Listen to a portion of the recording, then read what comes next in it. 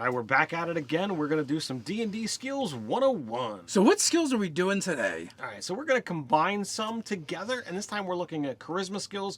We're looking at persuasion, deception, and intimidation. All right, so like you said, all the charisma skills, and they all, like, ultimately you're trying to do the same thing. You're trying to influence people and get people to do what you want in some way or another, or hide something from them, as the case may be. You're trying to convince them of a piece of information, hide a bit of information from them, or convince them to do something that you want, or in case not want to do, depending upon, how the puppet strings are being, well, puppeted.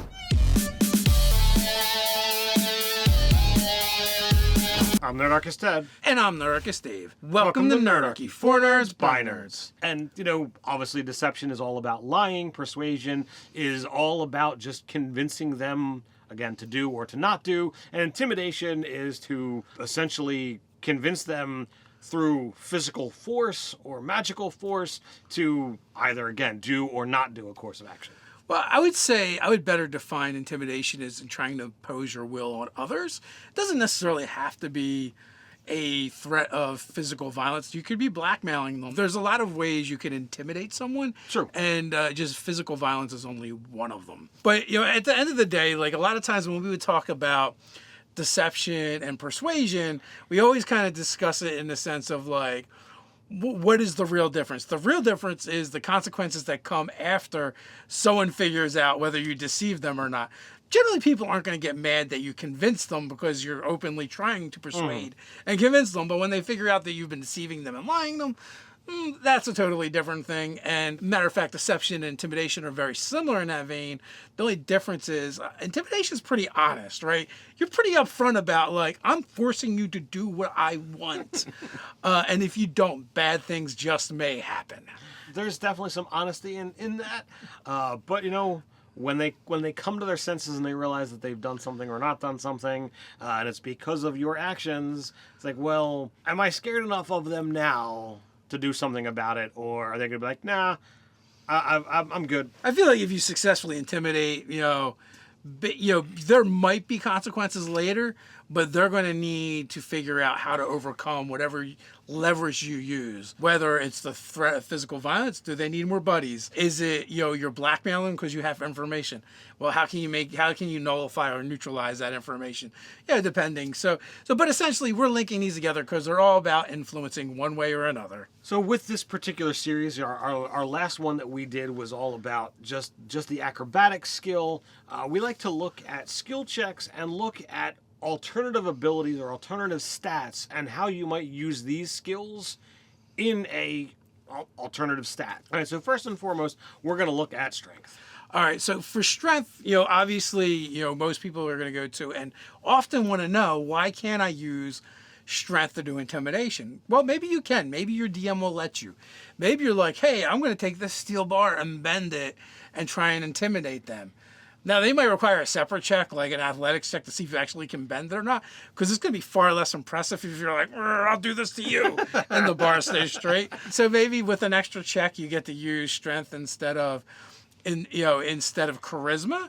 But also, like, if you're trying to impress someone, I could see using strength as well, performing a feat of strength to actually persuade them, like depending on what exactly it is you're trying to get them to do. So if there's a culture in your world that happens to do feats of strength, through any of, be it competitions or maybe even like marriage proposals, you could have this kind of thing. It could be a strength persuasion role to be part of this marriage proposal, to be like, all right, well, how impressive was this task that I was able to do, and is that encouraging enough to both the person you're proposing to and potentially their parentage to show that you are a worthy enough candidate. Now, next up, we have dexterity. And, you can go like a very similar vein. Like you're trying to intimidate someone. So like, you're like, this is what I want to do, right? And GM, I want to like quick draw my daggers and I want to pin this guy to the wall as part of my intimidation check. Mm-hmm. And maybe he makes you make attack rolls. Maybe he just says, oh, you know what, I think it's cool. I'm just going to let you do it. But we're going to use your dexterity for your intimidation to see how convincing it is. And if you do really well with the check, you do exactly what you want. The worse you do with the check, the farther away your knives go. Or maybe you actually just stab them. And now they're beyond intimidating because, their fight or flight response has been triggered. So another way to use dexterity, it's about, grace and quickness. So if you've got a really high dexterity, maybe you're able to get up in their face, and maybe you're a dexterous fighter, you use small weapons, so you being in close doesn't really bother you at all, but the other person uses a large weapon. So if you get all up in their face, all up in their grill, before they've even had a chance to unsheath a weapon, well, maybe that's really bad for them, so you use a dexterity, intimidation, or persuasion roll to be able to say, like, look, I can be here before you even have a chance to move. Right, like if they blink and you're already got a knife at their throat, right. Something along those. Yeah, I was also thinking like deception and dexterity could work really good if your DM allows you to do some kind of feinting maneuver. Maybe as a bonus action in your games, the DM says you can make a feint. It's a dex check, and if you have deception, you can use that, and it gives you advantage on your next attack, or something along those lines. Whether you're at a DC or a compared roll versus their, insight or perception, depending upon how you want to look at it. But that's adding more layers of checks to an already extensive, combat situation. Constitution is generally your ability to endure and kind of resist. So, the only thing I can think of with stuff like that is, I don't know, when we were teenagers and we were dumb, we'd play chicken with a cigarette, where it's like you put your forearms together and you drop a cigarette between you, and whoever moved first was a chicken. Don't do it. It's stupid, kids. We were dumb. But, something like that is, kind of to intimidate, or, maybe persuasion. But I feel like con's a little bit tougher in this particular instance. So I would look at, if you're in, a vast hall or chamber and you're doing some kind of, oratory thing where it's back and forth, trying to persuade the masses. Oh, like a long debate. Like a long debate, and whether you're using persuasion or deception doesn't really matter here. But, keeping the energy up and, being able to project your voice and what have you to keep this thing going, to keep the people who are on your side and to help convince the others. So it is more about endurance and outlasting your opponents. I mean, you see a lot of that in, some of these political back and forth in real world or in the fantasy. So if you kind of get into that style of game, it's possible that you might make a constitution, persuasion, or deception roll. So what do you think about intelligence? Intelligence is next, and this one seems a little trickier to me. We're looking at convincing others, whether it be through lies or not. So perhaps you're trying to apply certain information within the realm of this conversation and with this, and whether you're trying to convince people that the world is a triangle or the world is a cube, can you put together enough facts, enough evidence to the cause, and do so in a logical, precise manner.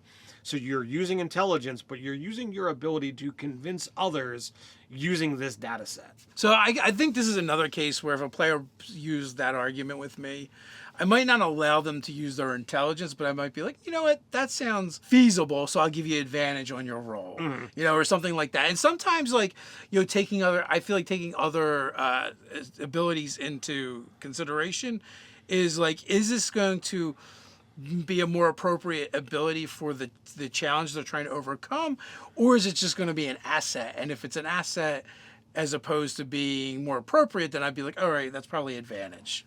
And some of these things I feel work well together for these alternate stat or alternate ability rolls, work well in skill challenges when you're trying to do things to reduce the number of rolls that you're doing. I have no problem with, your mindset of all right, well, can I make, the intelligence arcana check to have the information and then I get advantage on my charisma persuasion roll. I'm okay with that too. but that's 3 rolls of the die versus, the 1 of taking, the alternate stat and the ability. Now, I think wisdom can work really nicely for intimidation or persuasion, not deception. Deception would just be an insight check. But with the other ones, what you're trying to do is, you're trying to use your intuition to figure out, like, what are the pressure points that you can apply if you're trying to intimidate someone. Not physical pressure points, but, like, what are the buttons that they're going to trigger them to get them to do what you want. The same can be said for persuading someone. It's just less abrasive and kind of combative. It's more of like, well, what do I know about this person that's going to help me to have us come to the conclusion that I want? And that's what these things are about, is looking at it from a different perspective. And like with all of these alternate stat checks, we're not looking at, change the way you do the game for all of these things. It's generally for these rare situations. I like to just try and limit the number of dice that are being rolled so that you can get back to role playing and story progression. So it's just looking at it from a different perspective. Yeah, it's just more tools in your toolbox. But hey, you like this video, others like it, as well as all the great content you can find at nerdarchy.com. Why not come check us out on Patreon and support us over there? Articles like our 5e D&D skills and skill checks 101 series. Another great way to support Nerdarchy is to check out Nerdarchy the store and get great products like Dark Paths Pool of Bliss. The 5th edition content in this book explores new darker paths for adventurers to follow. Beginning down one of these dark paths leads to power, but at a perilous cost. Here's the dark face insurmountable odds and challenging decisions, whether it's worth the cost to fight against such forces by tapping into the same source of insidious influence as their terrible foes. A new establishment in the city promises fun and entertainment, the likes of which you'd never experienced. The bliss tempts revelers, and pleasure seekers are the ultimate prize for those who risk a roll of the dice or a deal from the deck. Their greatest desires, but how much is too much? Included within is an adventure scenario for 4 5th-level characters, 3 new creatures, including the Enigmatic Dealer, 3 new subclasses, the College of Mirrors, Order of the Peacock, and Way of Excess, as well as 4 new magic items. Let us know what you think about using skills in your game. Do you use alternate abilities often? How do you handle deception, persuasion, and intimidation in your games? Let us know down in the comments below. While you're down there, don't forget to like, share, subscribe, click on that notification bell. You know you want to. Quick reminder, we drop new videos on the channel several times a week, so come on back. Can't wait till then. No worries, we got you covered. Check out D&D Skills 101 Acrobatics. So until next time, Stay nerdy.